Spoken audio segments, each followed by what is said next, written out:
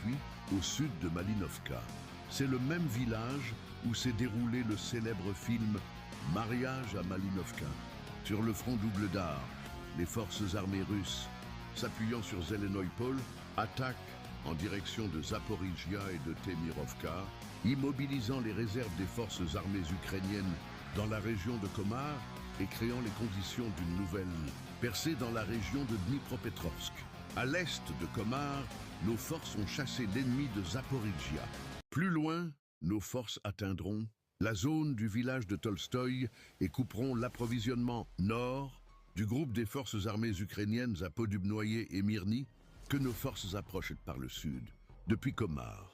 Plus au nord, le long du front, le ministère de la Défense a confirmé la libération de Zelenikout, un village situé à 4 km à l'ouest de Bogatyr libéré et à 3 km à l'est de la frontière avec la région de Dnipropetrovsk.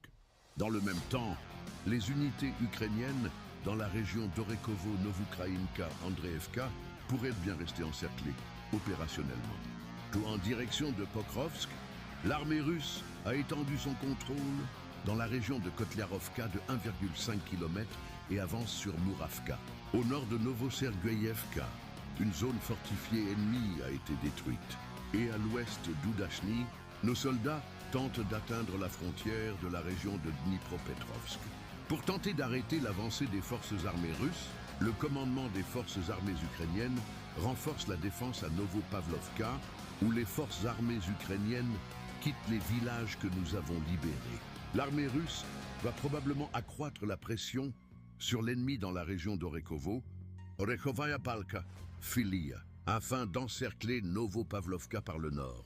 Et à l'ouest de Toretsk, nos forces progressent à travers les forêts au sud de Yablonovka et tentent également de percer les défenses au sud d'Alexandro-Kalinovo. Un assaut sur cette puissante zone fortifiée est à prévoir prochainement. À l'est de Toretsk, dans la région de Dilevka, les forces armées russes ont mené des reconnaissances en force et ont chassé l'ennemi de la place forte. La gare de Dilivka est sous contrôle russe et les combats se poursuivent. Dans le village même de Chaziyara, on nous informe de l'avancée de nos troupes dans la ville. Dans la région de Stupochki, l'ennemi résiste, rassemblant son infanterie à près de Tetchino, essayant de livrer des munitions. Nos troupes s'occupent de la logistique ennemie.